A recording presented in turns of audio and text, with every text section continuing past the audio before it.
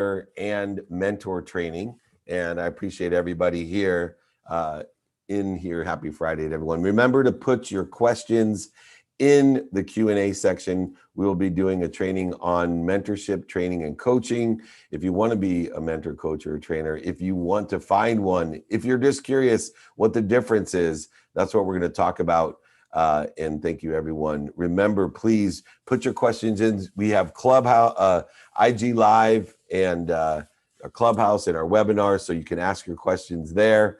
We will be going forward. So let's talk about coaches, trainers, and mentors. A lot of people get confused about that, and there is a different function for each. A coach, his job is to bring the best out of you by fixing and improving a specific problem that you may be having within your organization. The organization could be a business, could be your family, it could be a team that you play on, but a coach is someone that brings out the best of you by improving or fixing a specific problem that you may have. A trainer is someone who teaches, right? A trainer is someone who teaches one skill or a concept at a time.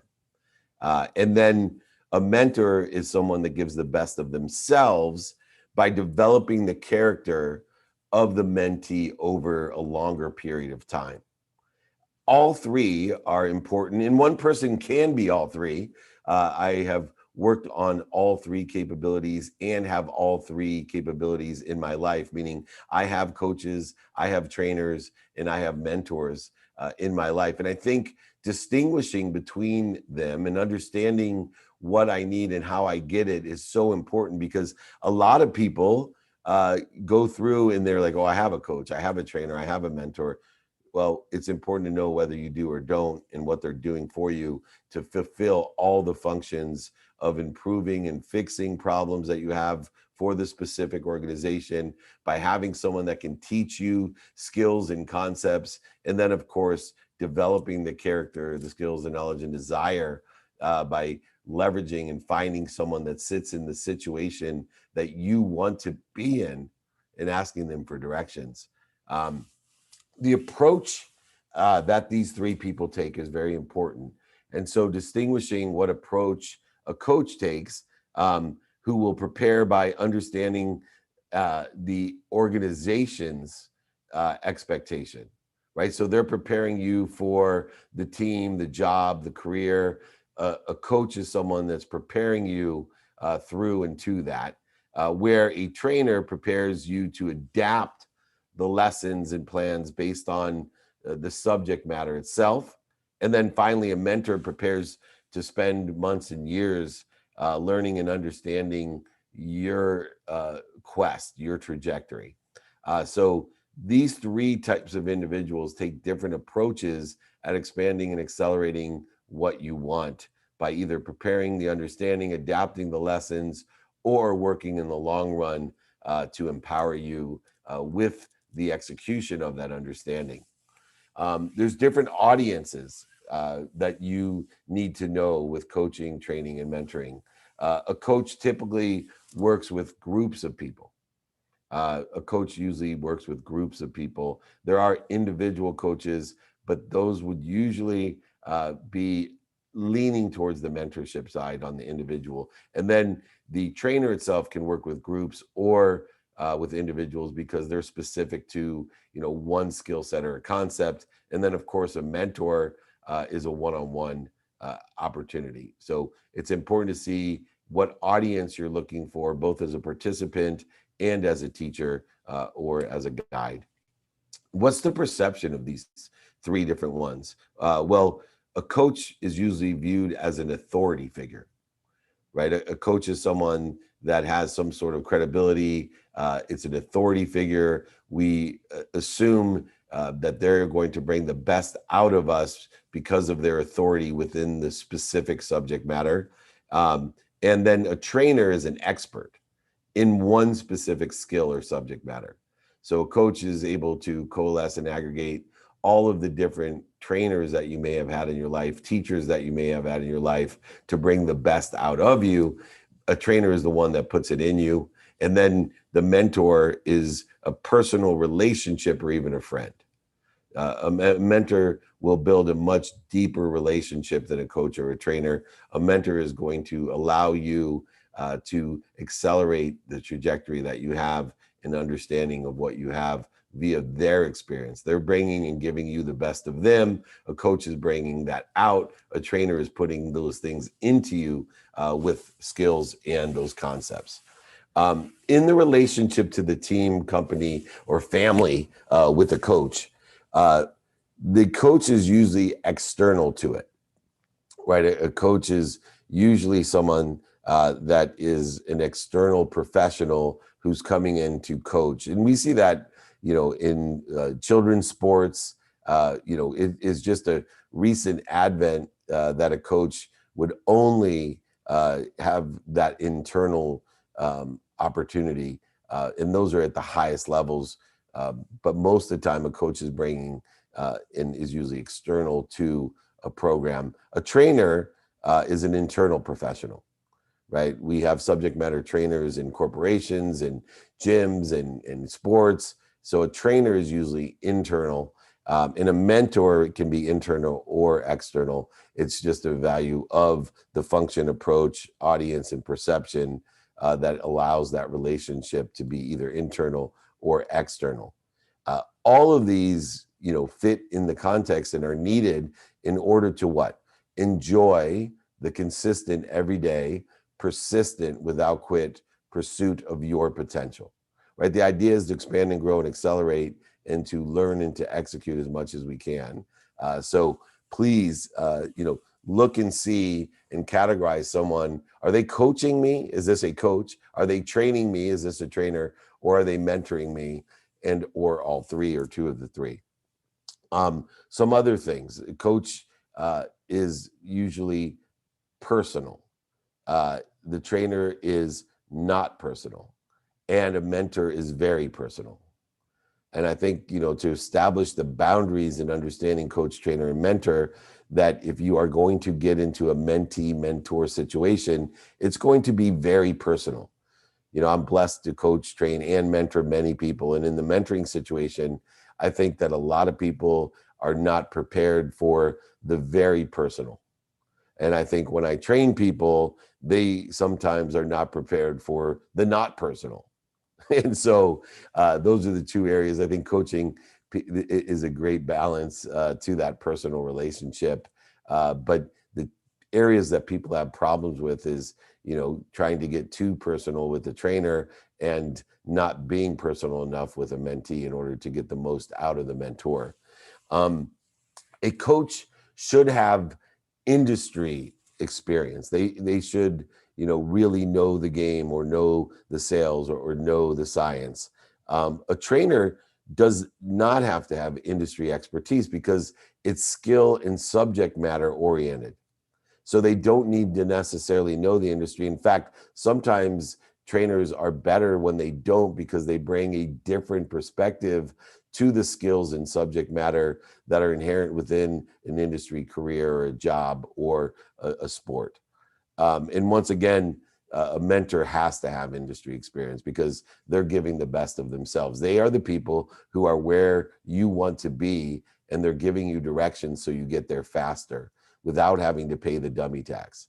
A mentor is going to have the most value and be the most efficient in what they do, but you can't utilize a mentor if you haven't had coaches and trainers to give you the expertise and the subject matter and the concepts, and of course a coach to bring the best out of you.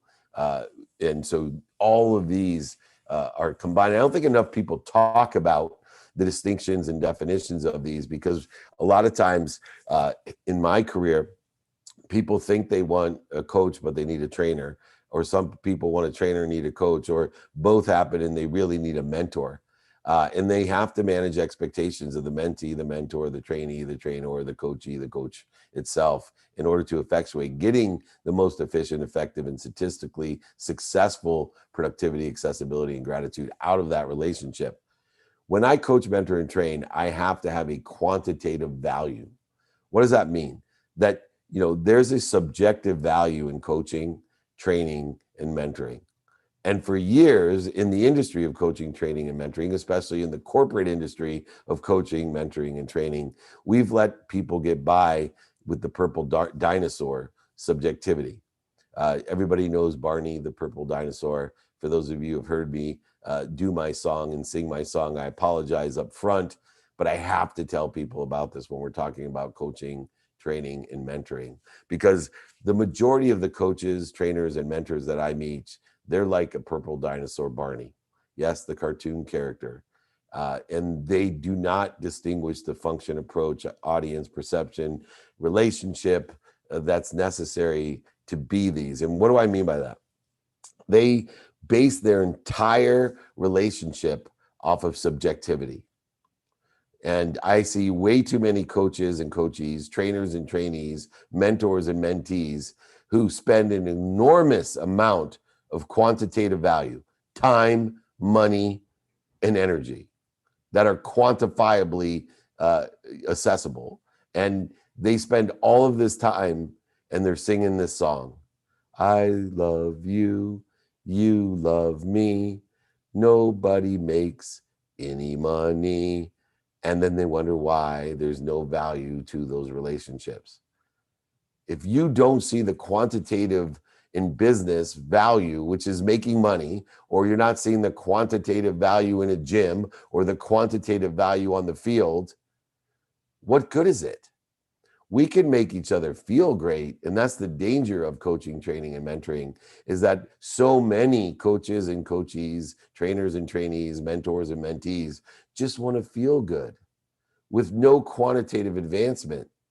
And so those people need to understand some of these next criterias so you're not a purple dinosaur. So a coach is a person who motivates you, but also needs help. A trainer necessarily doesn't have to be motivating, right? A trainer needs to teach that specific skill or concept, but your performance of that skill or concept is handed off to a coach who wants you to perform that skill or concept or an aggregate of those in its highest form. And then, of course, a mentor is very motivating. It's inspirational.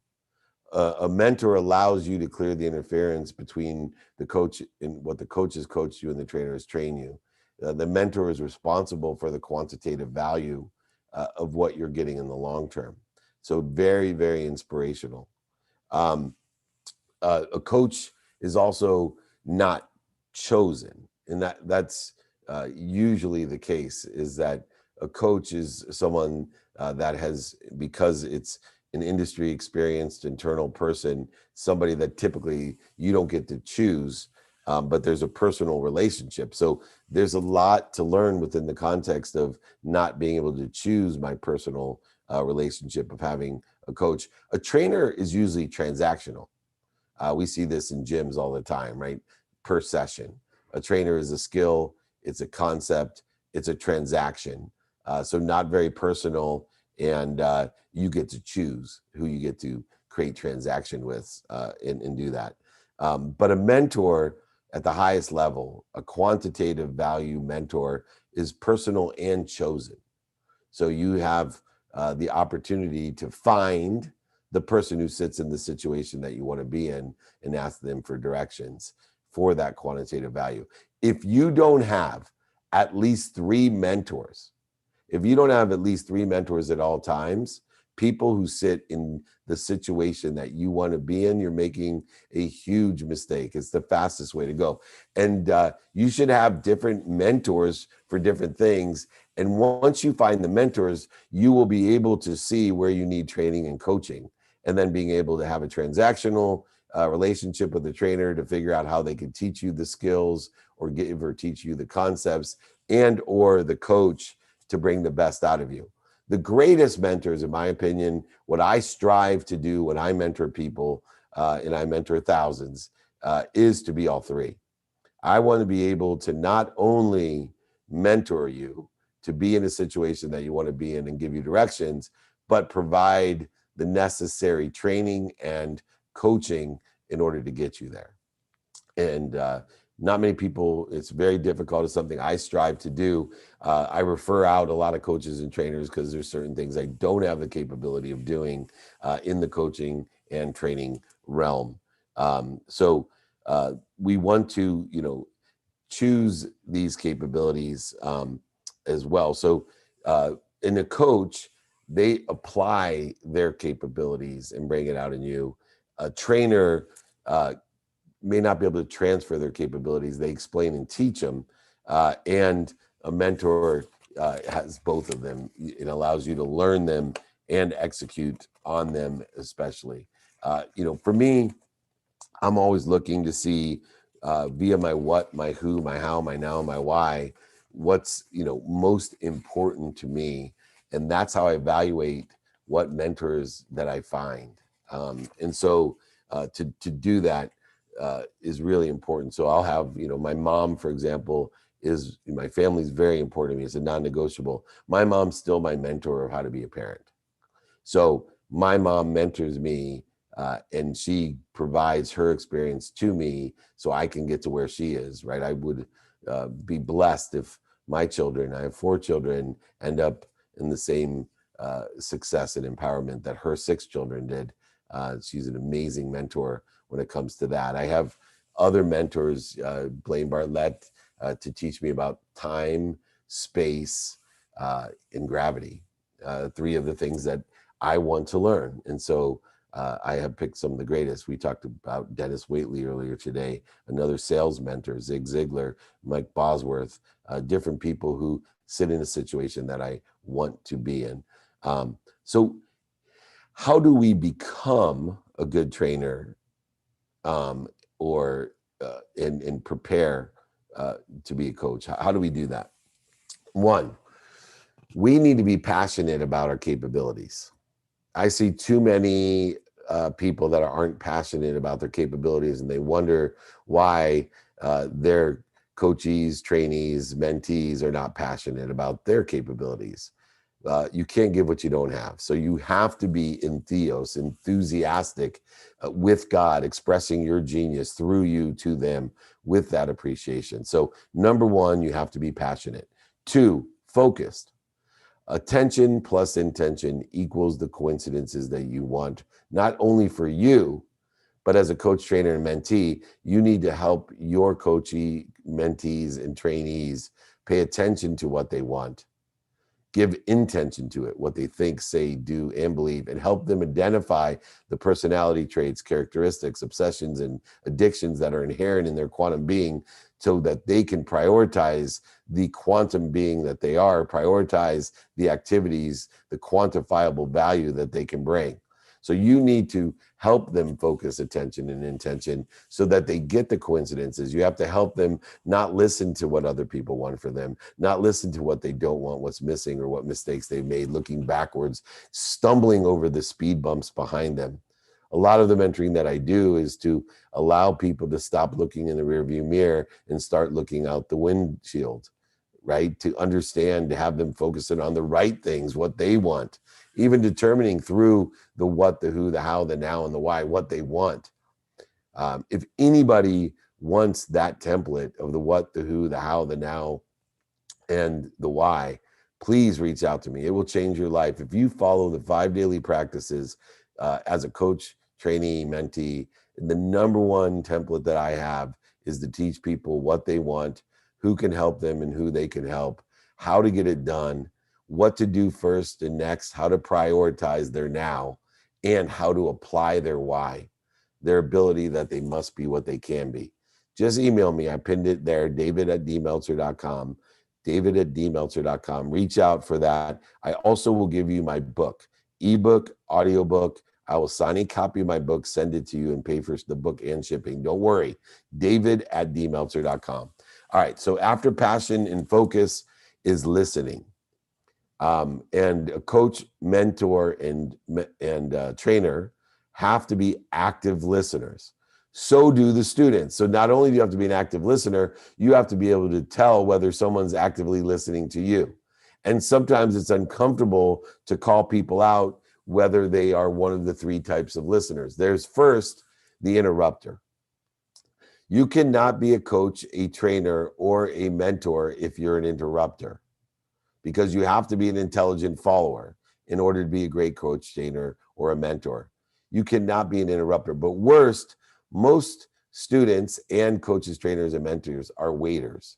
What they do, they're not actively listening. They are just pretending to listen, and they are waiting to tell you what they think. That doesn't do it. That's going to give you Barney results. That's going to make everybody feel good, but not bring the quantitative difference that you want in your life. You need to be an active listener. You need to be more interested than interesting.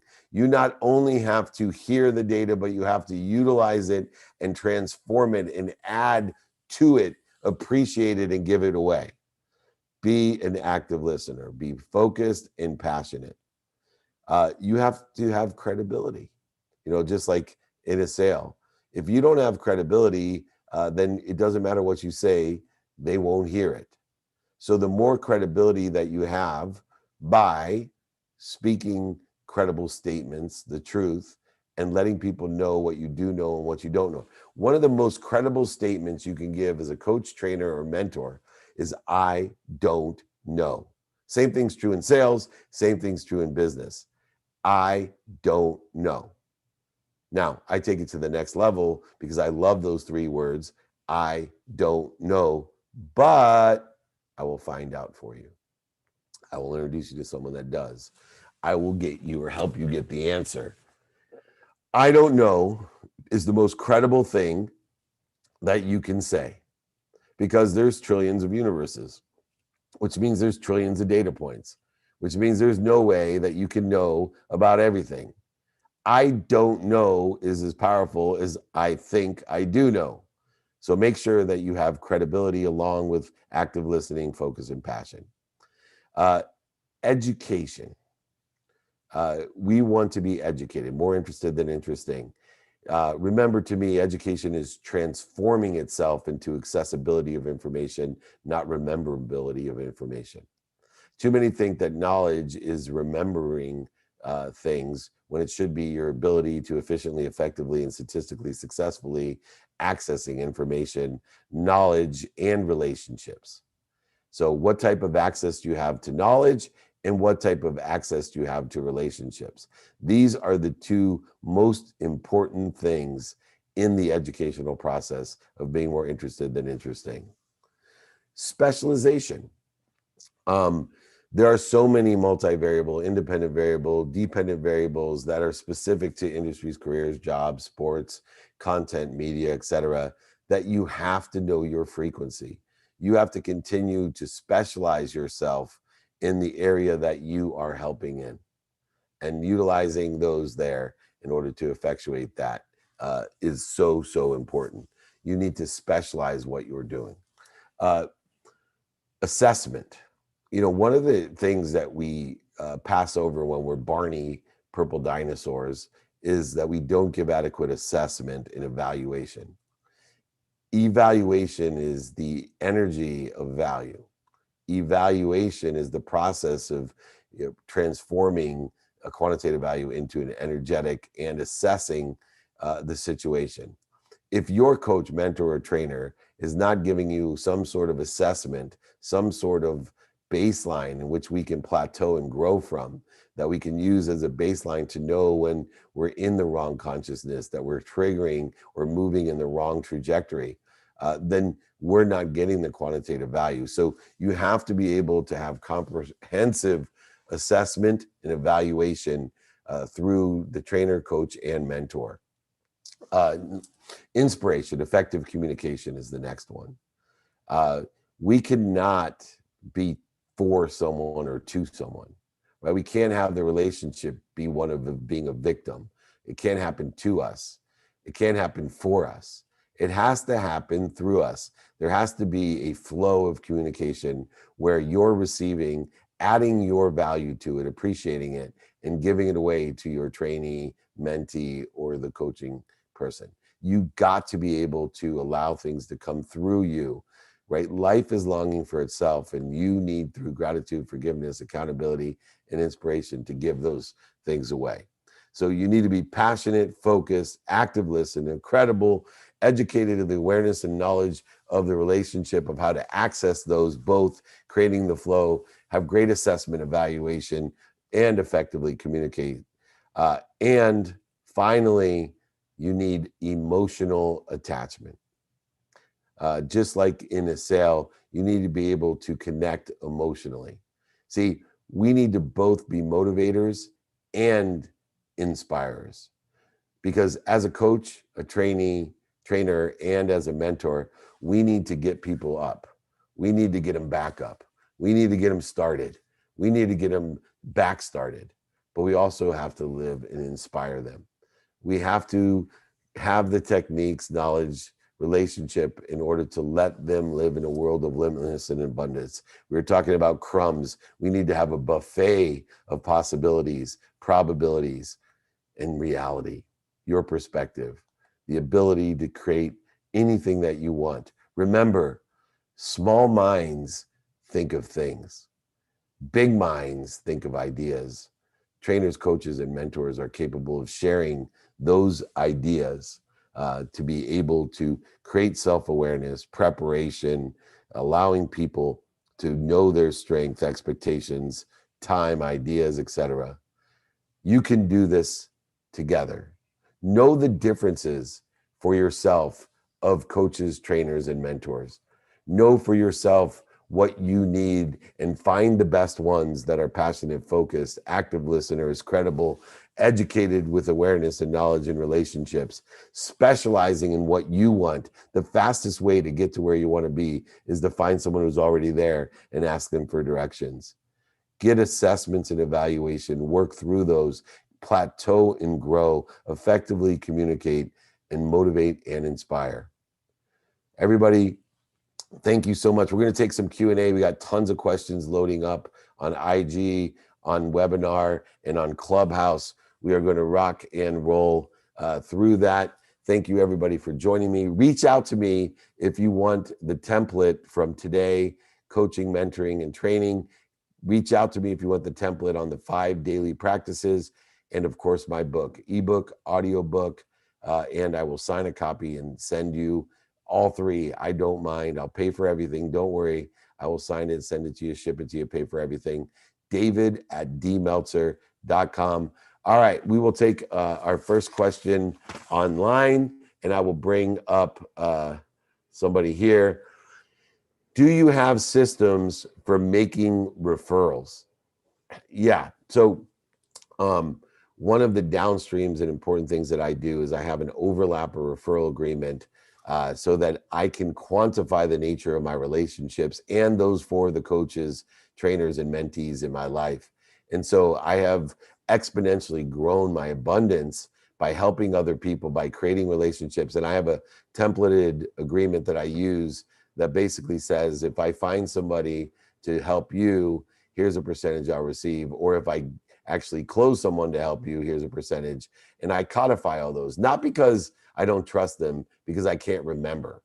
And so I can't remember who they are, what I promised to do, what the arrangement was. So to codify these are so important. Once again, if you want that template, david@dmeltzer.com. It's called an overlap agreement, overlapping what I do every day and providing quantitative value and making more money, helping more people, and having more fun while I do it. All right, we're going to go on to Clubhouse, and the first person for a question that we have is Keaton. Hi, Keaton. Hello. Hey, how are you? Hey, Dave. I'm doing extremely. Can you just go over a couple of traits that I should be looking for, and how many mentors I should have? How many mentors should I have? Yeah, so I previously said it, and I think it's a good question. You should have at least 3 mentors, at all time, and then from those, decide what coaching and training you need in order to effectuate the best. And that mentor can be all 3, but I would utilize the 5 daily practices to determine the 3 prioritized things that you want to do better in your life to pursue your potential in consistently and persistently. And so, sometimes It could be your health. Sometimes it could be your family. Sometimes it could be your career, your job and industry. Sometimes it could be, NFTs or crypto or some new thing that you think is going to be do well, esports. All of these things have been things that I have mentored. And I've also had mentors for my relationship with money. I mentor people on all different facets of scaling a business, building a business, sales, to mommy issues, to all types of different things of energetic value, theta meditation. I've done all types of different things. And all I'm doing is sharing my situational knowledge to give people directions on how to get to where I am. And I make many referrals along the way to other coaches and trainers that help them facilitate and accelerate the trajectory that they want. I use those 4 values in the 5 daily practices that I'd love to send to everybody to do that. So make sure you have at least 3 mentors chosen by the 5 daily practices. See, if you know your what, your who, your how, your now, you will apply your why and find the best mentor to get you to where you want to be rapidly and accurately. The fastest way to get to where you want to be is to find someone that's already there and ask them for directions. All right, I'm going to take another question. Keep them coming on IG as well. Next up on Clubhouse will be Jesus. Let me take this question online right now. What kind of private coaching, mentoring do you have, and how often do they meet? So I have free coaching, training, and mentoring every Friday, and you're on it right now. If you would like to join a group where we meet once a week and you can ask me questions, learn from other people's questions, and have a networking group together, that's once a week. Please reach out to me. And then I do one-on-one stuff all the time, varying in degrees from the biggest companies in the world to individual entrepreneurs, but I have to be able to guarantee value. So I will not work with anyone if I can't guarantee profitability. And I suggest you demand that. You demand that from anyone that's coaching, training, or mentoring you. I only will work month to month. I will not work for anyone that I'm not providing more value, quantitative value for. So I guarantee it, whether it's free training, group training, or one-on-one, it doesn't matter what I do. I am guaranteeing quantitative value, and you should do the same for anyone that you ask. If you want to find someone or want to see if we're a good fit, david@dmeltzer.com. Happy to help you. All right, Jesus. Welcome to the Clubhouse Friday training on training, coaching, and mentoring. What do you got for me? Hey, Dave. Thank you so much for having this. So pretty much, I just wanted to ask you, you were talking about the different types of listeners, which is the waiter and the interrupter. Is there a way that a mentor can help them, guide them to being a better listener? And if so, how do we go about that, or how do they go about that? Yes. So that's a great thing. So how do we become better listeners? Well, number one, we have to breathe. So when we're not listening, when we're interrupting and waiting, it's our ego that's telling me I have a need for whatever it be, to be superior, inferior, separate from the conversation. And so what we need to do is, one, identify when we have the need. We then need just to stop and breathe.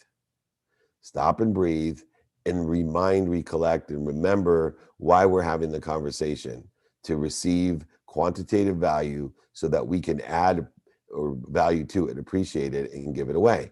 So when we use the stop, drop, and roll to identify why we have this need to interrupt or to wait, we then stop. Don't try to resist it. Just stop, breathe, and then remind, recollect, and remember why we're having the conversation. Why we are having it is to get the most out of it. The only way we get the most out of it is actually to actively listen, process, and execute on the information that we're given. Hopefully notate it, and not only notate it, but reposit it in a place where we can access it and use it. I have to take my notation recommendations to people saying, you got to take notes, everybody, because you're going to forget everything I teach you. But now I'm taking it a step farther and saying, not only take notes, but have a place to put those notes, a repository where you can access the most important things that you've learned here that can change your life or resonate with you. So go be an active listener, stop, drop, and roll, and you will be able to learn more and have greater value quantitatively and get to where you want to be faster and more accurately. Does that sound fair, Jesus? Perfectly fair. Thank you so much. You got it, my friend. All right, I'll take another one online.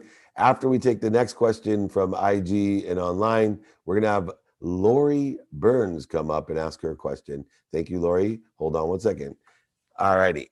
The next question is, what have you hired? Oh, no, sorry. Other than your mom, who has been your greatest mentor? Wayne Dyer has been my greatest mentor. And the reason is that the biggest impact on my life was looking within at my mindset, my heart set, and conscious continuum. And as I expand and accelerate and grow and learn from everything and teach everything, there is more of Wayne Dyer in everything that I do.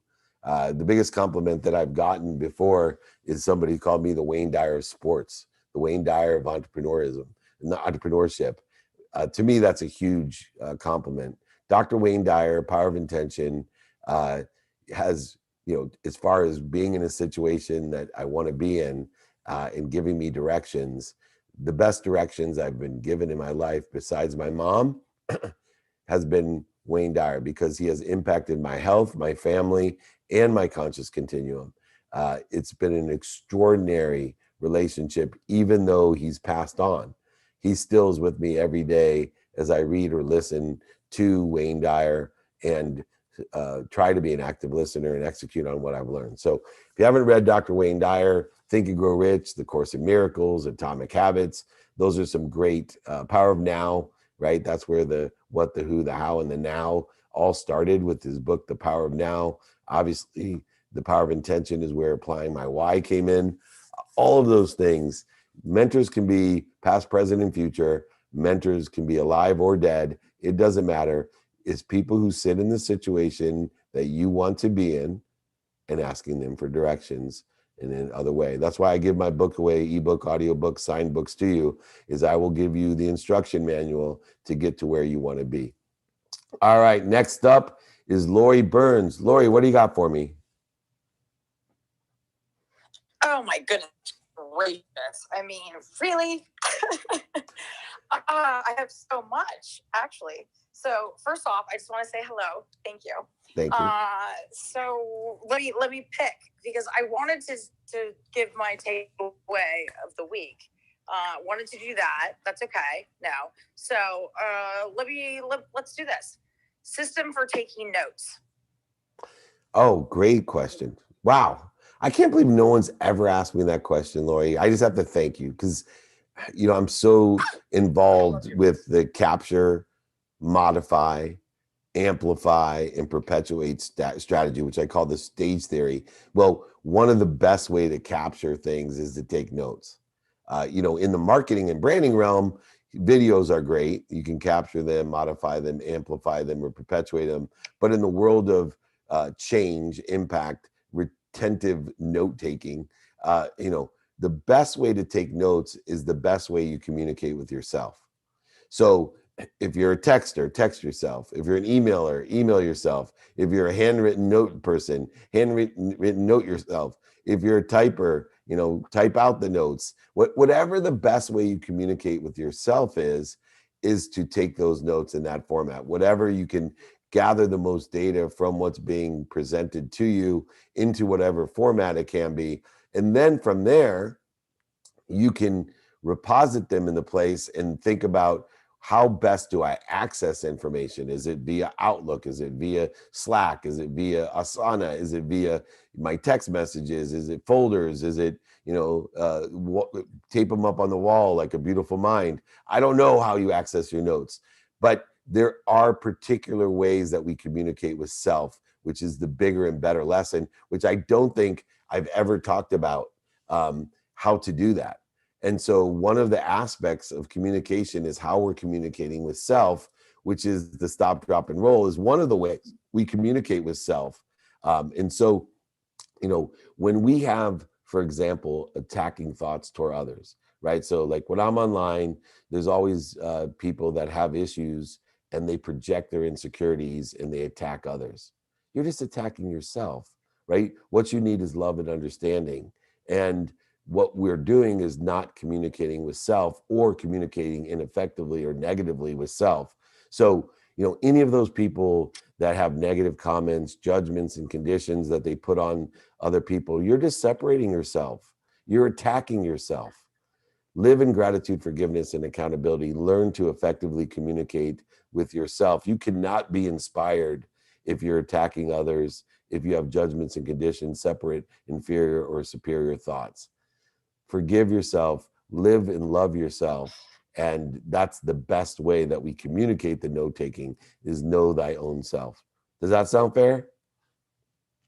Yes, it does. And oh my goodness gracious. I mean, I just love you to the moon and back and all around the universe. Can I have a moment? Because Sure. I don't want to take up too much time. No, just so I can actually say my takeaway. Yes, please. Of the week. Because I'll ask you on our private group about how to access the notes, because that's the whole point.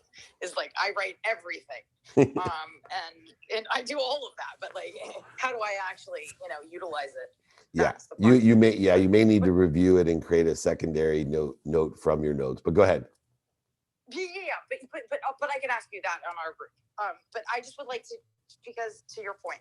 So this is my takeaway for the week is getting a little emotional. That's okay. Forgive yourself, and please let the past shame, blame, and guilt fall away in an extremely loving way. Accept, acknowledge, and not only consciously, also subconsciously and unconsciously, be aware of your own individual, worthy, deserving, and super groovy innate gifts that you were gratefully and blessed born with.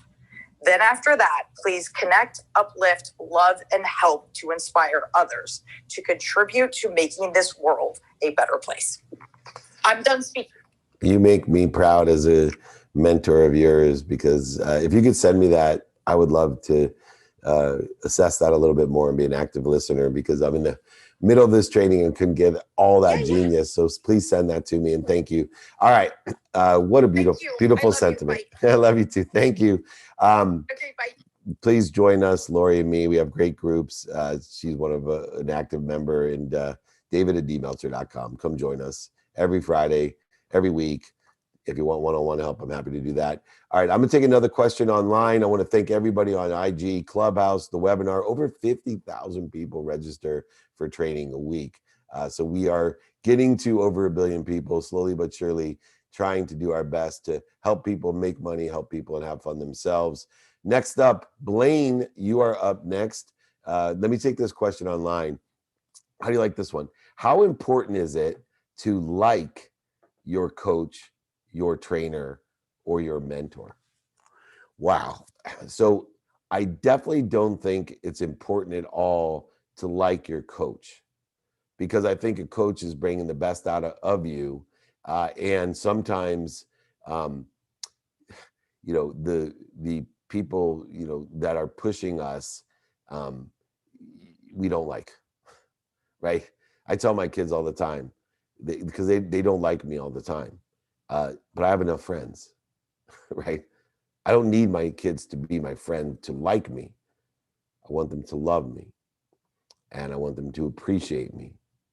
I want them to be happy, and I want them to be healthy. That's it.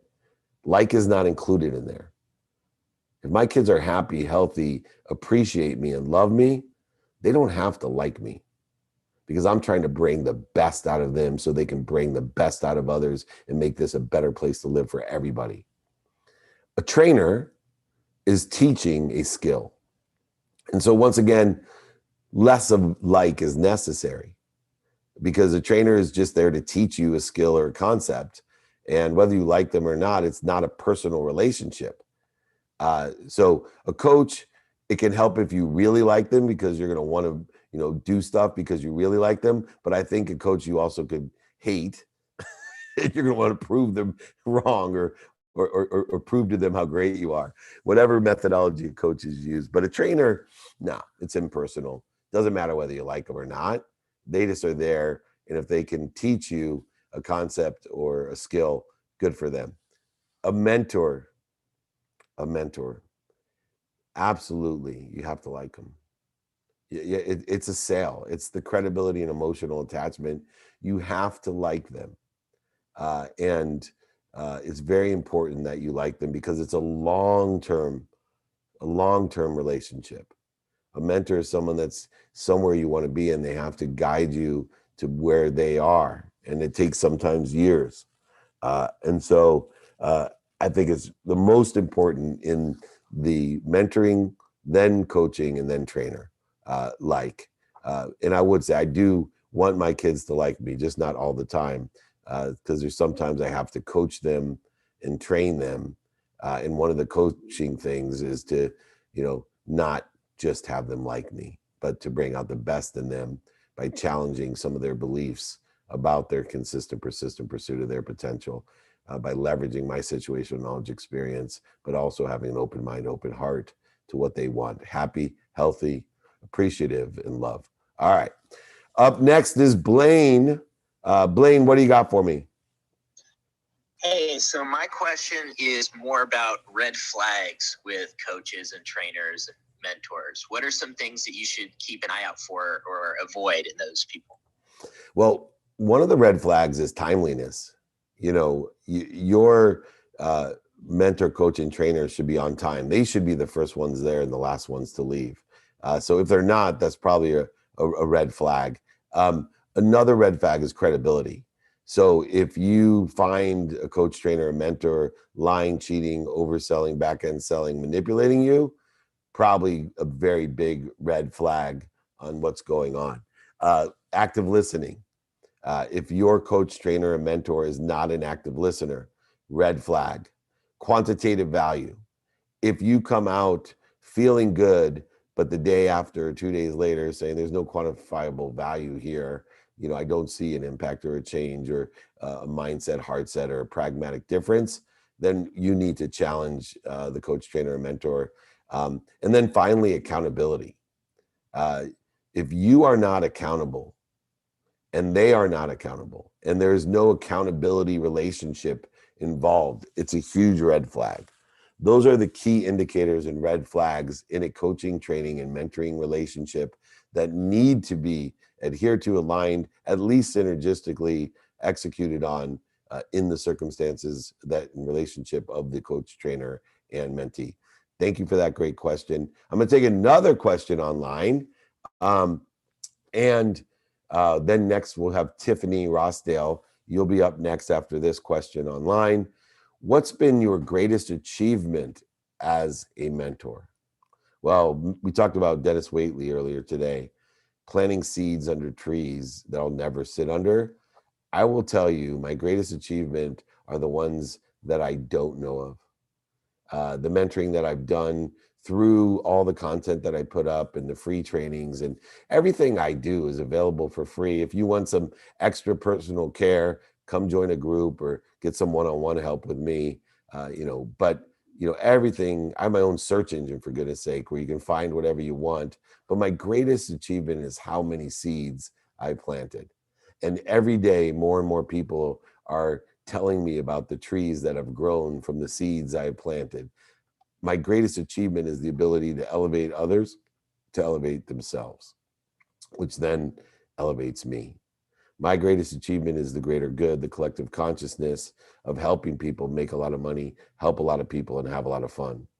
My greatest achievements are those seeds that I don't even know of and the trees that I will never see being planted and grown. And every day when the glory of God and the glory of what I've done comes and presents itself with some result, of some, unbelievable person who tells me how I have impacted or changed or motivated or inspired them. It is such a blessing for that recognition and acknowledgement. But I am most grateful for, and my greatest achievement will always be the amount of seeds that I've planted for trees I'll never sit under. Thank you, Dennis Whaley, for mentoring me and teaching me that. All right, we will have Tiffany come up. What's your question, Tiffany? Hi, David.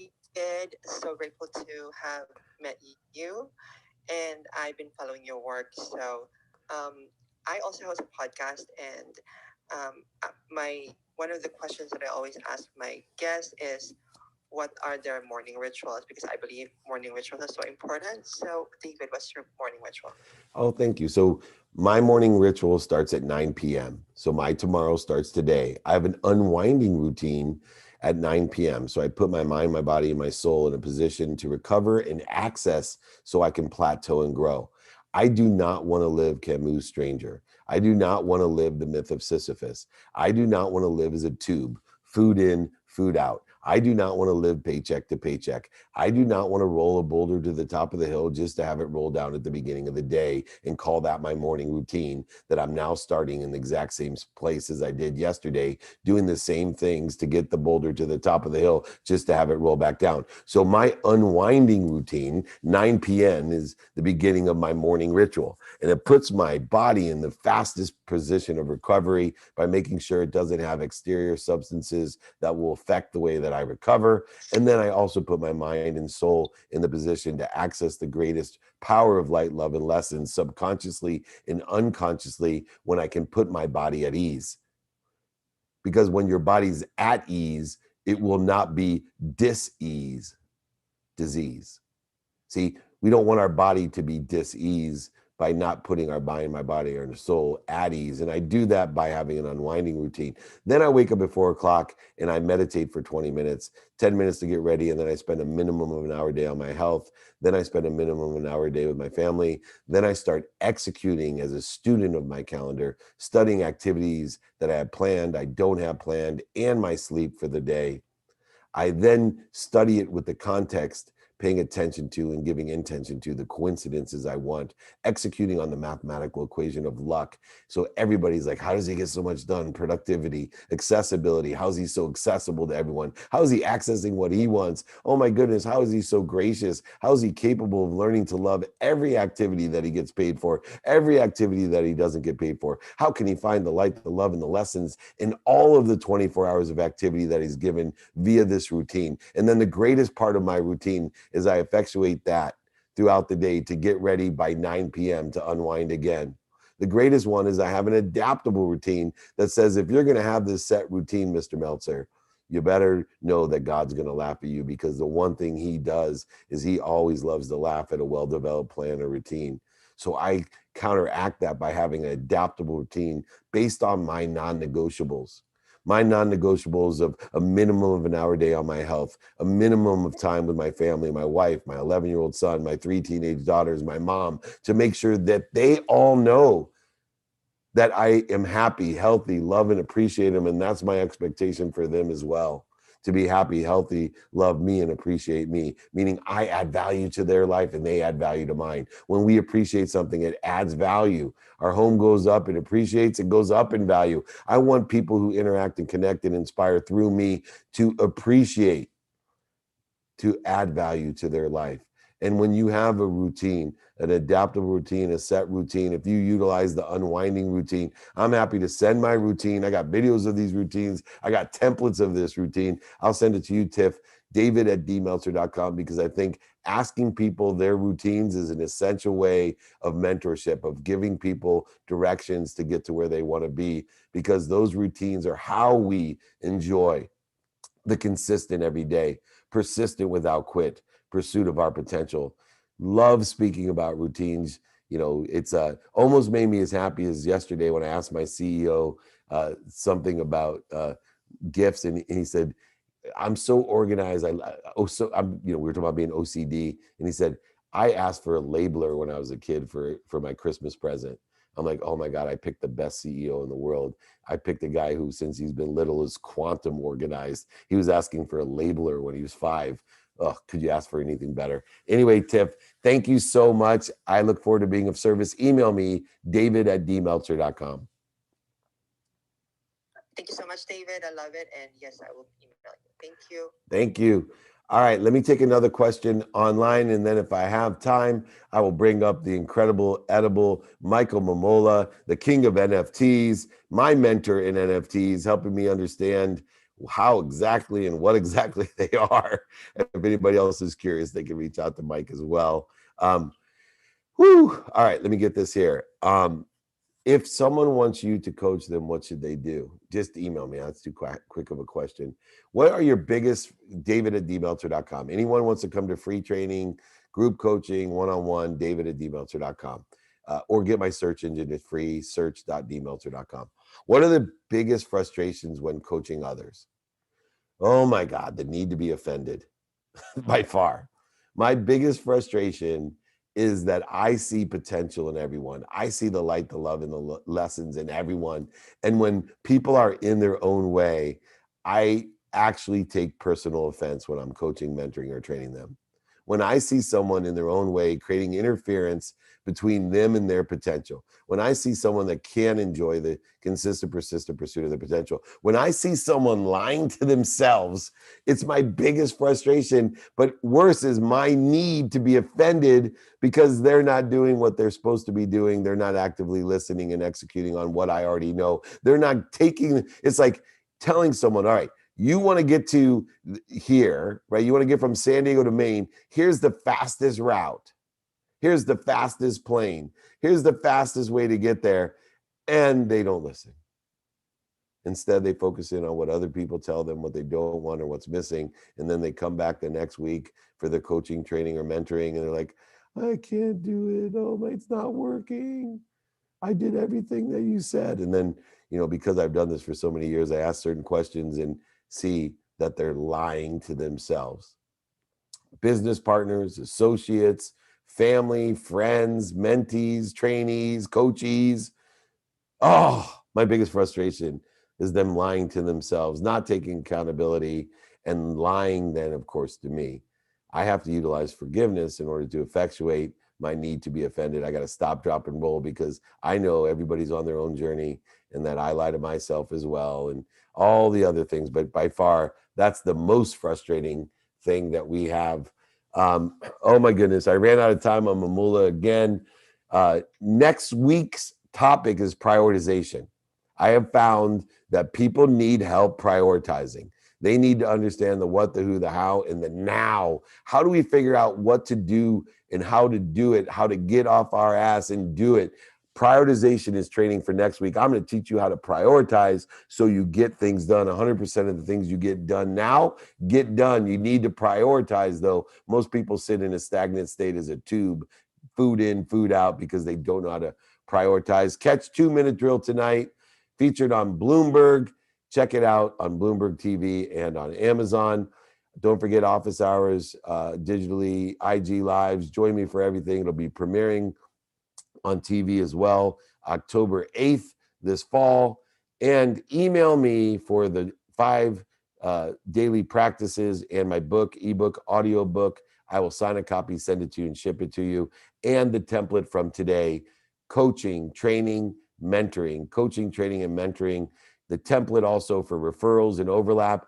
Anything you need, reach out to me, david@dmeltzer.com. Also, my text number is placed below. Remember, most importantly, everyone, be kind to your future self and do good deeds. Have a great weekend.